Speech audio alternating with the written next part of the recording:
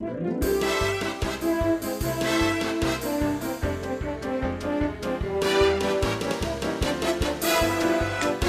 back to another episode of the Bryan Wilson Web Show. Please welcome my very good friend, Brandon Wingett. How's it going? Pretty good, and you? I'm doing very good. I like the medals behind you. That's pretty cool. Thank you. Yes, my pride and joy. So how many medals do you have? To be honest with you, I think I've lost count because this is not even all of them. These are just the ones that's hanging on the wall. My goal is to be able to race either a full marathon or a half marathon in every single state. So one of my friends built me a giant totem pole that has 50 hooks on it. And so I've done like 10 states so far. So that's on there. But what's behind me is all my 5Ks, 10Ks, 10 milers, trail runs, half marathons, full marathons, and virtual runs in the past 6 years. So, what's a virtual run? So like during 2020 with the whole lockdown, there was no contact with people. And so virtual running, you basically sign up for a race and then you go out on your own time in your own place and then run the miles. And then you submit a photo of, what you did to, a certain website, and then they send you a medal. So that's pretty cool. Yeah, it's very cool. So I always encourage like new runners and whatnot to do virtual races because there's not really a competition. It's mostly just, getting out and just doing the exercise and just having fun with it. There's not really a whole, major stress with the challenge of, getting up at 5 o'clock in the morning and standing out in the cold and then racing with 500 people. What's the earliest that you got up for a race? So there's a marathon that's in Lincoln, Nebraska every year, and it's always in the late spring, and the race time starts at like 7 o'clock in the morning. Well, I don't want to stay in Lincoln.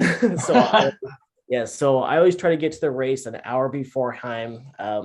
Because racing literally is 90% mental and then 10% actual physical. And that's really a hard concept to grasp. So when you get to a race, you want to, mentally get into it. Mm-hmm. So that first hour is just getting into it. So leaving Omaha at like 4:45 a.m., it makes for a long day, but is it worth it? Oh, yes. Can you tell me about the Lincoln and Omaha race that you just ran and what was that all about? So there's a Lincoln race that's actually going to be this weekend. It's called the Good Life Halvesy. It's probably one of the most popular races in Nebraska. They usually get runners from all around the country that do it. I think in previous years, there was always like 20,000+ people that ran it. So it's a pretty good race. And so it's a half marathon. Half marathon is 13.1 miles. It starts kind of midtown Lincoln, and then you race downtown into not Memorial Stadium, but you race to, I think it's called Pinnacle Arena, I believe it is. Yep. So that's my favorite race. I've done it 6 years in a row now. They always have really good medals and huge turnout for it. So then there's that one. And then Lincoln also has a spring race put on by the National Guard. And so it's a half marathon and a full marathon. And so I've done the half marathons on that one. I attempted to do a full, but it was super, super hot that day. So when I got to the turnaround spot, I was just like, yeah, I kind of like to see my next birthday. So I'm just going to finish at the half marathon. That's awesome. Yeah. So Lincoln has a huge, or I guess they have a huge crowd support, but they also have really good races. Omaha also has some good races. So the Heartland, the Heartland of Omaha is the one I just competed in a couple weeks ago. So I've only done the half marathons on that one. I'd like to try to do a full eventually, but it's a nice course. It's flat. It's an out and back twice. They have really good, people that put the race on and whatnot. And they also get close to about 1,000 to 2,000 runners that do that. So that's really nice. And it's on the trail system, so you don't actually have to worry about traffic and stuff like that. So Omaha just has basically that one in the fall at the moment. The Nebraska Marathon used to be in the fall, but now it's in the springtime. And I always enjoyed doing that one. So as you can see, I like medals. And so I always try to gear towards races that hand out, really good, what they call swag. And so the Nebraska Marathon is one of those races. So Have you always been into running? I have not. So I did track in junior high. And I just didn't really have that great of a support system when it came to running. Like for example, my parents, they ran, barefoot, just that kind of stuff when they were in school. So, telling me to wear really good shoes and stuff like that was just not something that, anyone told me. And even my track coaches, they were just like, you either have or you don't kind of thing. And so I was discouraged with running, and I never was good at it. If I could turn back time, I'd love to get into cross country, because cross country, they actually did like the actual miles and whatnot. So I never did running for years and years and years. So about 6.5 years ago, I had kind of a really nasty breakup. And I was just really in kind of a bad spot. I had really bad health and whatnot. I even lost my job, if you can believe that. So my best friend, Crave Halverson, he was just in the process of starting to marathon train. And he's just like, come with me. Like, I need the mental therapy and you need the mental therapy, and it's good for your health. And I'm also type 1 diabetic. And he's just like, hey, you need to do something for your health. I was just like, I'd rather do drugs. Well, so he talked me into it, and I fell in love with it right away. So like me, with all the medals and stuff, he had been racing for at least 6 or 7 years before I had started. And he's very good. So he actually wins races. And so he actually has trophies and ribbons and, of course, the participation medals and stuff. I just got so just like, I want this. And so my very first race was the Boys Town, what's it called? The Boys Town 5 miler. And so that was on Memorial Day, and just, I was hooked. How many races have you won? So I have not actually won any races yet. I've definitely placed in like age groups. Age group basically is, they put you in categories of like 21 to age like 29, 30 to age 39, that kind of thing. So when I was 29, I had won a lot of my age groups. So one thing about me, I'm not a fast runner. But I'm definitely a steady runner. So that's why I gear more towards like the longer races, because I can, hang in there for a longer time. My endurance is high. So one day I will get there. My ultimate goal is to be able to run the Boston Marathon. Oh yeah. Yeah. So the Boston Marathon, that's kind of like the elite for anyone who runs. They, especially if you do marathons. But you have to be really fast to actually qualify for they'll let you in, unless you want to do like a sponsorship. But I don't want to do that. I want to actually qualify. So yeah. How do you qualify for a race or a marathon? So for the Boston, it's very specific. So for my age group, being 32 years old, I have to run a marathon in 3 hours or under, and that's like pretty much like sprinting the whole entire time. Yeah, it's very, very fast. So the average person who can run a marathon at that speed is only like 1%. So it's a very tiny category. So only the elite people get to that speed. And so I keep telling myself, well, I'll make Boston when I'm like 70 plus, because then it's like, a 4-hour window or something. But yeah, I'm hoping within the next 2 to 3 years, I'll be at that level. So yeah. What would you tell younger Brandon that you know now? Like stuff that you experience now? Save your money, because you're going to be broke.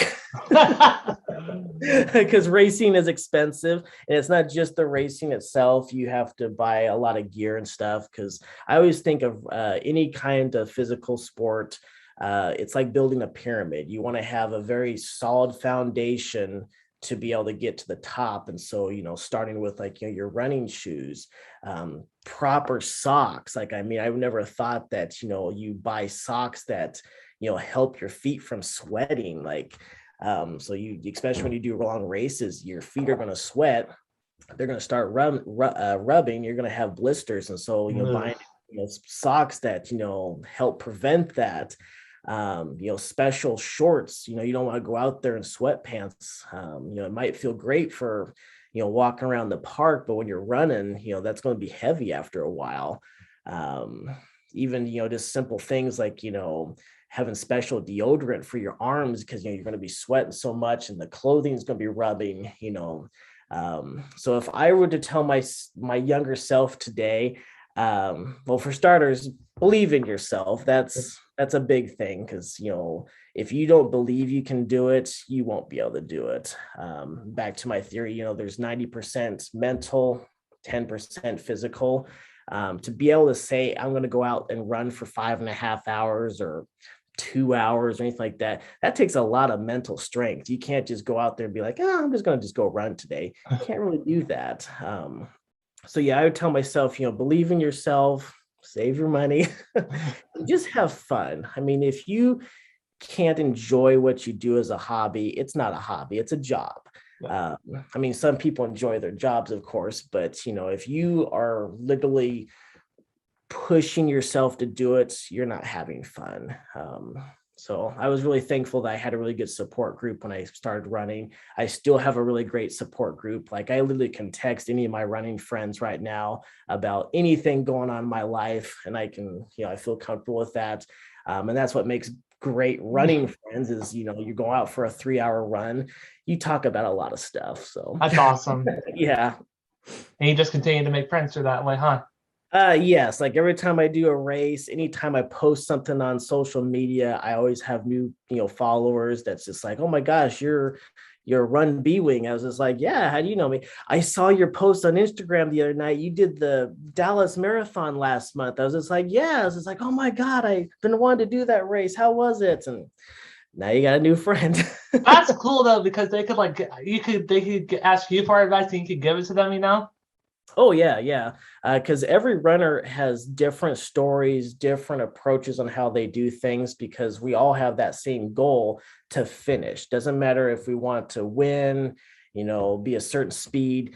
The goal is to finish a race. It's like, okay, we're going to go out and run a marathon. We'll just run it. What's the problem if you have to walk and stuff? Well, yeah, but when you're out on a course for that long, it plays with you. And so that's always the goal, is just to finish. And so when you talk to other runners, it's like, oh my gosh, that race that you did, how did you prepare for it? What did you eat the night beforehand? Like, what shoes did you wear? Like, my parents always laugh at me when I'm with my running friends. We're always talking about shoes. Like, oh my God, shoes. Those shoes are great. Those shoes suck. Like that song that came out in the early 2000s.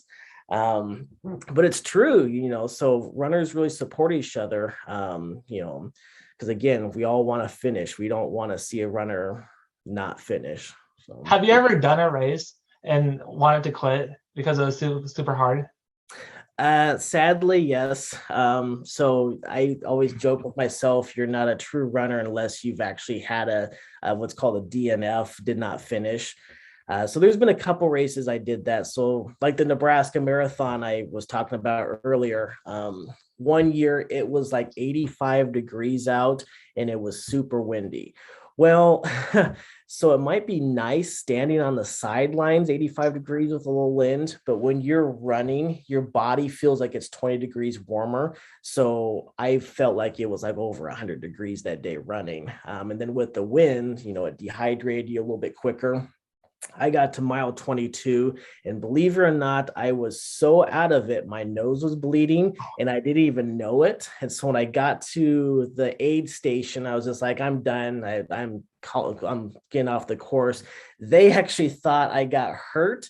And so they called medical assistance and stuff like that. And of course, because I was so dehydrated and tired, I wasn't really answering their questions properly anyways. But yeah, that was a fun did not finish race. but yeah, that was that race, and I've had a couple other races that I've had, things that's happened and stuff, but that was probably my craziest did not finish. So How excited were you when you got your first medal? uh so so let's see, my very first medal.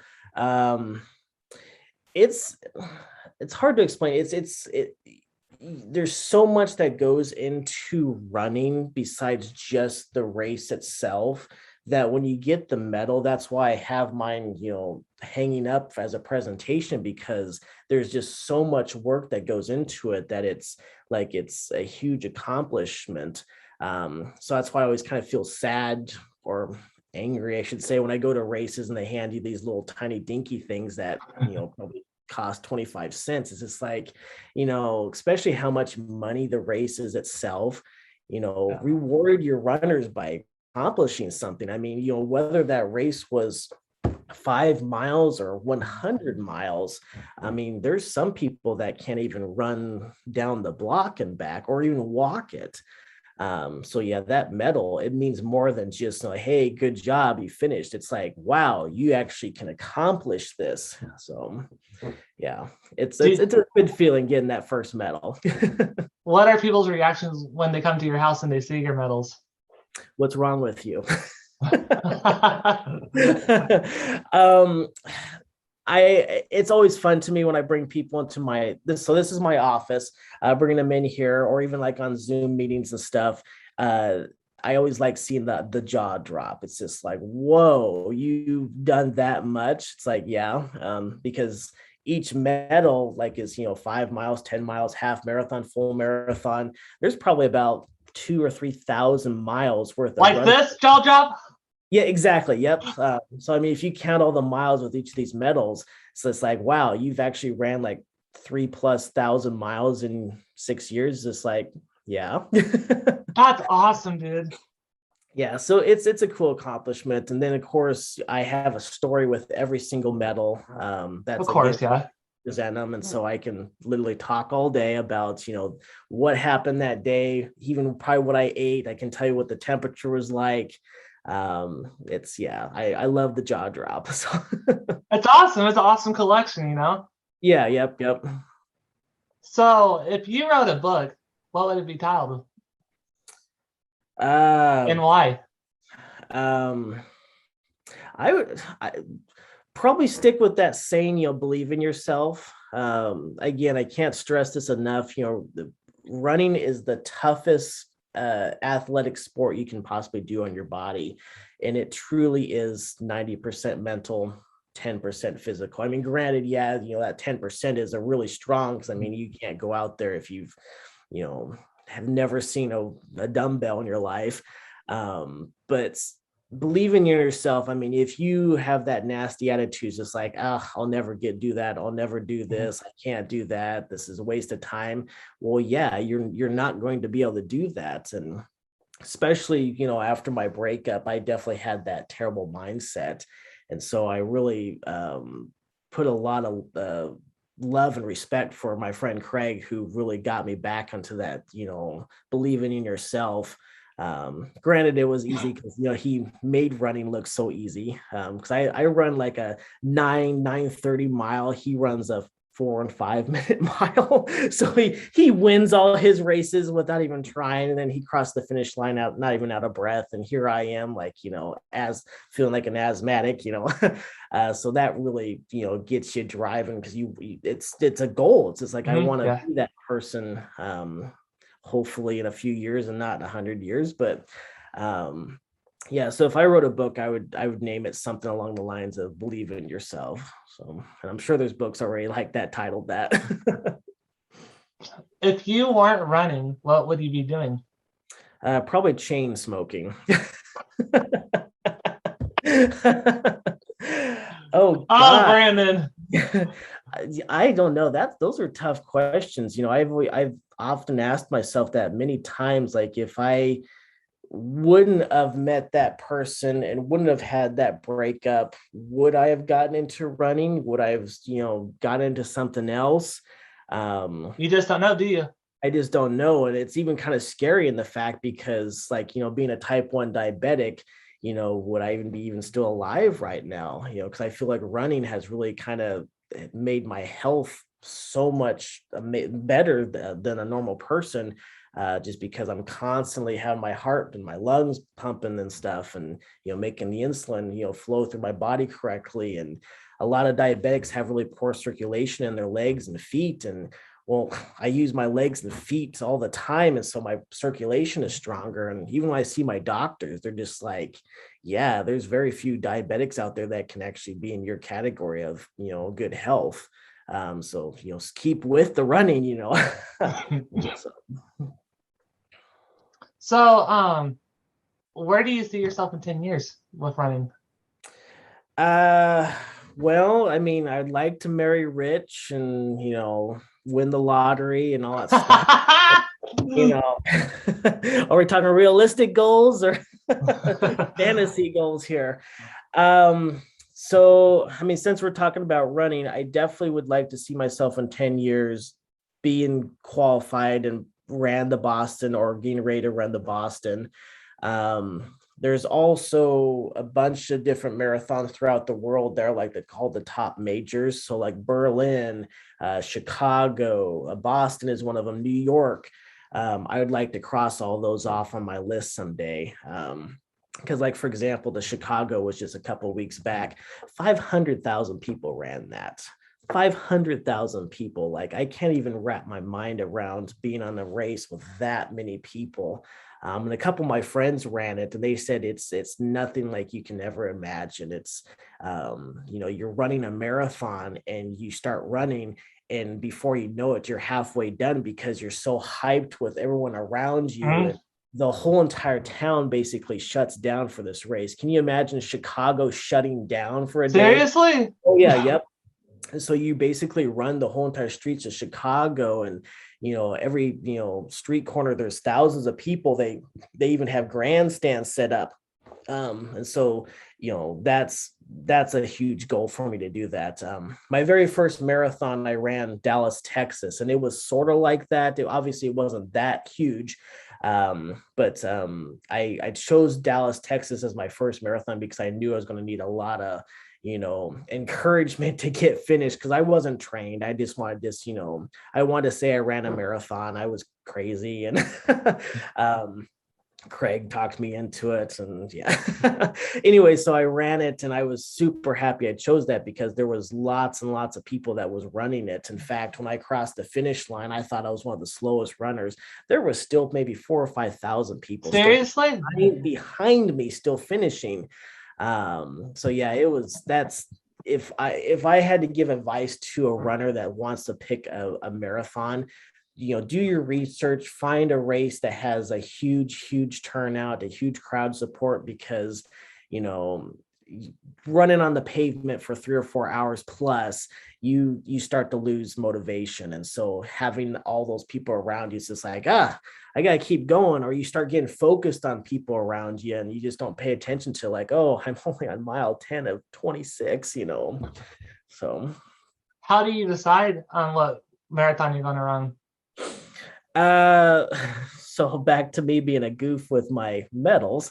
I definitely do the research and try to look at the race website to see if they've posted anything like what's called the medal review reveal. So I look at that. They used to have websites out there called like raceadvisors.com, and I'm sad that they don't have that anymore. We could actually go on there. Other runners have posted their reviews on different races, like, oh yeah, this race is the greatest race for your bang for your buck. Watch out for mile 18, it's a nasty hill, that kind of stuff. And then you'll have other people just like, well, if you like the run, I guess you can do this, but it's a cruddy race, that kind of stuff. Plus, being a runner, you meet a lot of people and stuff. Like on my Instagram and Facebook, I probably have close to 300 or 400 people I know that just run. Well, people talk. So that's word of mouth is huge. And so it's kind of sad when a race does kind of mess up and put on a bad presentation, because people talk and it shows and it reflects on them. And then when races do a really good job, it just like everyone wants to run them the next year. So one of my very favorite races I did the Little Rock Marathon in Little Rock, Arkansas. That was actually going to be my next question. What was your favorite race? Nice. I must have seen the question somewhere. That's awesome. What? Yeah, I know, right? I mean, Little Rock, Arkansas, I mean, there's nothing there. I mean, the airport alone is like a bus stop. But it literally is one of the best races I have ever been to. One, they have just a really great, turnout. The race committee itself puts on just a great race. The course was really nice, but here's something that's really cool is they hand you a medal at the end that's 10.5 pounds. Literally, it's the size of a plate. And if I can see it here, it literally is that big. It's probably not the best picture of it, but it literally is the size of like a dinner plate. Yeah. In fact, they actually made me sign a waiver at the expo the night beforehand saying that when I cross the finish line, if I put it around my neck and I fall over, I can't sue the race. And you're thinking like, what? Like, who's going to fall over? It's 10.5 pounds. Well, after you ran 26.2 miles, 10.5 pounds is a lot. In fact, the gal who gave me the medal, she was just a young girl and she wasn't paying attention. And I was struggling. I really pushed hard for that race. And so when I crossed the finish line, I was trying to get my breath. And so I bent down and grabbed my knees and she put it around my head. I literally fell into her chest. And they warned you. Yeah, I was just like, oh my God. She's like so upset. She's like, oh my God, are you okay? I was just like, yeah, I'm fine. Just wasn't expecting to have weights on my neck after running a marathon. But yeah, that's the kind of stuff that people look for when it comes to running. And of course, there's other people, and even myself sometimes, if the race itself takes some of those proceeds and, gives it to like foundations and stuff. So when I always find out like, local races are basically just, money hogs and some CEO is basically getting all that money. It's just like, really? Like, I mean, sure, y'all have fun at that race, but could probably put a little bit of the extra money and maybe like a better food at the end or something instead of pocketing it. But that's just me. This is going to be a fun question. Have you ever been to a race where there are a bunch of celebrities? So I haven't been to a run where there's been big celebrities like movie stars or anything like that. A couple of the local races had gotten some former Olympians. There was a gentleman that ran the Heartland Marathon 4 years ago, I believe. He had ran over like 900 marathons in his lifetime. And he was like 86 years old. And it was hilarious because when he showed up, he literally was just like limping along. I was just like, this guy's going to a marathon. Oh gosh, as soon as that gun went off, he was like Yoda. Like, it was just like, ah! Was he faking it or? No, he was just, slow as fast. And so he just did very easy getting up to the course and saving that energy. And then as soon as the gun went off, like, he wasn't like the fastest, of course, but, he definitely wasn't the last one to finish. He's like, I'm going to show these people. Yeah, literally. But I mean, after you've ran that many marathons, and he was probably just a perfect natural runner, age was just a number to him. So. All righty. So my final question is, what advice would you give to a beginner? Oh gosh, I'd probably read my book. I would say probably the best advice, once again, is, believe in yourself. If you don't have heart in it and if you don't believe in it, it's not going to work out. Have fun with it. That's the big thing. Because I mean, if you don't have fun, you're not going to have fun. That's obvious. Set realistic goals. Because I've talked to so many new runners that are just like, oh yeah, I want to do a marathon. Like, how soon should I be able to start doing that? Or I've had other runners like talk to me like in the middle of dead winter and be like, oh yeah, I'm going to start running. And it's like, 10 degrees tomorrow. It's just like, no, you're not going to be running tomorrow. Sorry. It takes a lot of endurance to be able to run in 10 degrees. Like even myself to this day, I struggle in really cold or hot temperatures, but because I run year round, I got thick skin now. So, have realistic goals, believe in yourself, and do a race. I mean, this whole concept is just like, oh, well, I'm too competitive and stuff. That's what makes racing fun is, Yeah. going out there with thousands of people. And it's, sure, yeah, you might want to be that person that wants to win, but you're literally competing with yourself. You're not competing with all those other people. And it's not Every all about the medal, huh? Yeah, it's not all about the medal. Well, sometimes it is. But yeah, it's a personal race. And just people just happen to just be running with you at the same time. And have a good support system. I mean, if you're around negative people and people that hate running and stuff, I mean, I hate to say it, but I've had to stop talking to certain family members because they just didn't understand why I do what I do. I actually had a family member tell, believe it or not, myself and Craig, who was in the room at the time, like running is just like watching a really terrible parade. Like you guys don't even give candy out. Like, okay, well, that's not the point, but what are you running from? A bear! Ah!